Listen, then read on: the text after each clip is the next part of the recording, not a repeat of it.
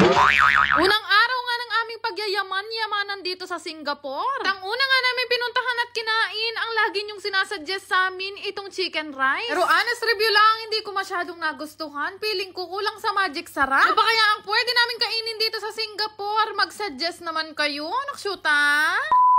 Guys, ganap nga, maaga nga kami nakarating dito sa airport at kami pa nga lang dalawa ni Bebo ang tao dito sa pinaka-batch namin. 12:30 pa nga ang flight namin at naaga nga kami ng sobra dahil 10:30 nandito na kami sa boarding. Wing may flight kasi kaming dalawa nito si Bebo, hindi nga kami nakakatulog ng maayos. Mas lalong hindi ako makakatulog dito sa airport dahil natandaan ko nung last time na nag-Japan kami. Ay nuka, pala ko narugo yung eroplano nung nagising ako. Habang hindi pa nga namin boarding, naglakad-lakad muna ako at nagtingin nga ako ng pwede naming baunin at kainin habang iniwan ko nga si Bebo doon na naghihilik. Pero ayun nga, maya-maya, nag-announce na rin naman na boarding na nga daw kami at tama kayo ng hula. Sa Singapore kami pupunta. Giyayaman-yamanan muna tayo sa Singapore dahil ito nga ang pinaka-first time na mapupuntahan namin ng bansa nila. Sabi nga nila, sobrang expensive na bansa daw ang Singapore. Mali talaga ako ng pagkakapak ng gamit. Hindi ako nakapagbahon ng sardinas. Nakshuta.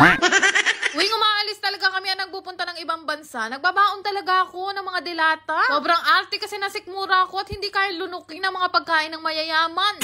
3 hours and 15 minutes nga tinagal ng biyahe namin papunta dito sa Singapore. Pagkalapag namin dito sa Jewel Changi Airport, hinanap ko agad yung fountain nila na ubod ng laki. Kaya lang, bago pala kami makapunta doon, kailangan muna namin mag-quiz. May quiz talaga kayo na gagawin dyan bago kayo makalagpas at mapuntahan ang fountain na yun. Nakakatuwa, hindi masyadong mahigpit yung immigration nila dito. Atin Rugo, Boracay lang ang pupuntahan mo, kailangan mo pa ng bank certificate. Charit! Tapos ng quiz namin ni Bebo, naghanap agad kami ng pwedeng pagpalitan namin ng pera. O ako naman mo, expected ko na ang Singapore English speaking. O ako naman mo, ginalingan ko ang pag-i-English with British accent. Kaya pala yung staff nila dito, Pilipino. Nakshuta?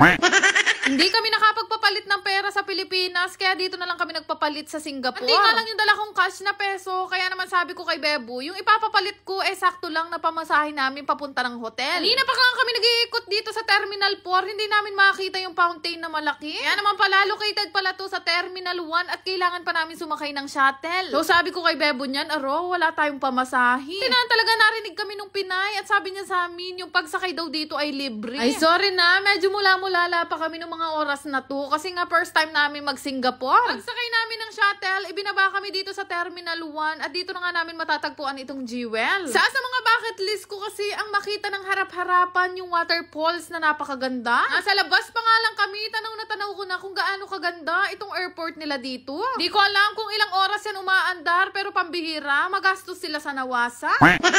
Sobrang daming ang tao dito, hindi ko lang alam kung paano ako makaka-tsempo ng picture. Siyempre, yan sa mga memorable na pangyayari sa buhay ko kaya dumali na rin ako ng pasimple. Katapos nga noon, akala ko nga kung bakit sila nagkakagulo. Meron palang isang bentahan ng iPhone dito at pinasok nga namin dalawa ni Bebo. Sobrang dami nila, Diyos ko, balaitikla, nagkakagulo sila sa iPhone 16. Siyempre, alam nyo naman, tawid kaming dalawa ni Bebo kaya kami din nakitingin-tingin. Isa-isa na nga namin chinek yung mga presyo ng iPhone nila dito at Diyos ko, napakamahal. Kung ako sa inyo, bumili na rin kayo sa pinagbilan namin sa may X-Teens Gadget. Legit at mga brand new din ang iPhone na tinda nila. Higit sa lahat, malaki ang mamumura nyo, hindi kagaya dito, naksuta. Tapos nga noon, nag-ikot-ikot pa nga kami at bumaba pa kami dito sa pinakamalapit na tanaw. Galing lang kasi ang lakas ng presyo ng pagkakabagsak ng tubig pero hindi ka pala mababasa. So, ayun nga, no, nakapag-ikot na kami dito sa Terminal 1, nag-aya na nga rin ako kay Bebo na pumunta na sa hotel namin. Diyos ko, yung pila dito ng taxi, parang ang sasakay ng Rio Grande. Napakahaba, saan rugo kaya sila pupunta? At may kisabi-sabi lang pa kanyan. And then, medyo mabilis nga humupa yung pila at nakahanap na rin kami ng taxi na sasakyan namin. Sobrang liit lang na Singapore, guys, at parang sa isang araw pwede mo na itong libutin. Yung hotel nga na pag-i-stayan namin ng 6 na araw, siguro nga 10 to 13 minutes away lang sa airport nila dito. Babait yung mga local nila dito at sobrang approachable. So kami mag-i-stay ng 6 na araw sa Mayvie Hotel Lavender. Kami nga daw good reviews to sa TikTok at feeling ko okay na okay naman magstay dito. Pagpasok namin, pinakita ko lang yung booking namin na nabook ko nga sa Klook. Kaya lang dahil rush nga ang pagbubook ko ng hotel, medyo may kamahalan nga to. Yayamanin nga yung mga nakastay dito at kami ay nagyayaman-yamanan lang. Nanyo naman Rugo, 15 minutes na kami nandito sa loob ng elevator, hindi kami makaakyat dahil hindi namin alam kung paano to paganahin. Sabi ko nga, kung wala lang talagang rayuma si Bebu, maghahagdan na lang kami. Nangain kasi ng mulala yung elevator nila dito.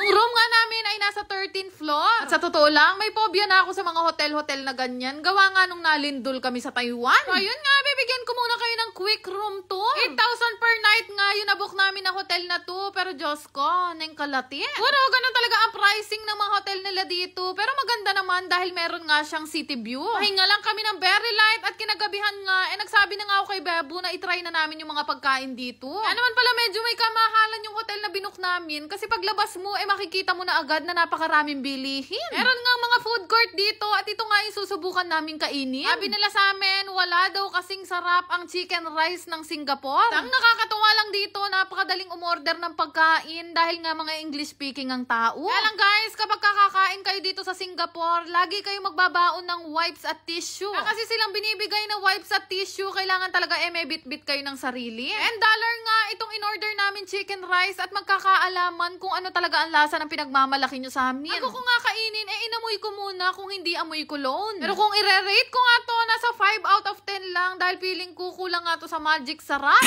Alam nyo naman tayong mga Pilipino, mas salty food tayo at gusto talaga natin yung mga pagkain malilamnam. Ewan ko lang, pero marami naman nagkakagusto dito sa may chicken rice na to o mali lang talaga kami ng nakainan. Pa-order pa nga ako ng chicken pops kay Bebu at in fairness, nagustuhan ko siya, kalasa niya yung KFC. Dahil bawat ino-order nga namin, hindi namin nauubos dahil nga sa lasa. Naghanap nga kami na medyo familiar na lang sa amin. Alam nyo naman na dati nga akong nasa Japan, kaya yung in-order ko yung palagi ko ding nakakain dun. Ali, grilled saba at beef bulgogi nga yung in-order ko dito. Nakakapanghinayang lang ding hindi ubusin yung mga pagkain na in-order namin dahil nga napakamahal ng mga presyo. Diyos ko, yung presyo na in-order namin, $12, $14. Diyos ko, magugutom ka sa Singapore kapag ka nag-convert ka ng nag-convert. Kaya naman mukhang dito talaga ako mangangayayat ng husto sa Singapore. May bawat orderin namin, kino-convert ko talaga into peso at parang hindi ko kayang bilhin ng ganung halaga. Meron ba kayong alam na kainan dito sa Singapore na pwede namin puntahan na mura lang ang presyo? Diyos ko, hindi kami mabubuhay din eh. Bawat orderin namin kung hindi $10, $15. Pero ayun nga, unang araw pa lang naman namin dito sa Singapore at meron pa kami 5 araw. Kaya naman kung may idea kayo kung saan kami pwedeng kumain ng masasarap na pagkain, i-comment nyo na yan. Hindi nyo kami tutulungan, walang mangyayari rugo sa amin. Sa 7-Eleven kami araw-araw kakain. Naksyuta! Yan lang naman. Salamat! 5,575! Galing! Jeep na magaling talaga itong bagong nilalaro ko. Ito nga yung PH Mind. Madali lang mag-register dito. Gamitin nyo lang yung link na ilalagay ko sa comment section. Marami nga kayo laro na pwede nyo pagpilian dito. May mga slots game at meron pang mga color game at napakarami pang iba. Kadalasan ko nilalaro dito itong Super 8. Pinipindot-pindot ko lang siya guys na ganyan at hindi ko na rin namamalayan na nananalo na pala ako ng malaki. Pero syempre ito yung libangan ko lamang at ginagawa ko lang o nilalaro ko lang kapag wala akong mapaglibangan. Kagaya nga nito, nananalo ko ng maliit tapos biglang puputok ng 1,000. Syempre guys, choice nyo rin yan kung magkano yung ibebet nyo. Mas malaking bet, syempre, mas malaki yung tama. Uy, 1,300! 2,500! Tunay! Lahat nga na magre-register sa link na ilalagay ko sa comment section ay magkakaroon sa akin ng ayuda. Go! Yan lang naman. Salamat!